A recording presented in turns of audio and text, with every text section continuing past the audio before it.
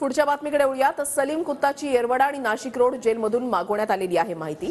नाशिक पोलिसांनी सलीम कुत्ताची माहिती मागवली आहे। सलीम कुत्ताला जेलमध्ये कोण कोण भेटायला आल्याची माहिती मागवण्यात आलेली आहे। सलीम कुत्ताशी संपर्कात असलेल्यांची नावं आता समोर येण्याची शक्यता आहे। चंदन पूजाधिकारी आमचे प्रतिनिधी आमच्या सोबत आहेत, अधिक माहिती जाणून घेणार आहोत। चंदन, वृषाली, गेल्या काही दिवसांपासून सुधाकर बडगुजर यांची नाशिकच्या क्राईम ब्रांचच्या वतीनं चौकशी सुरू आहे।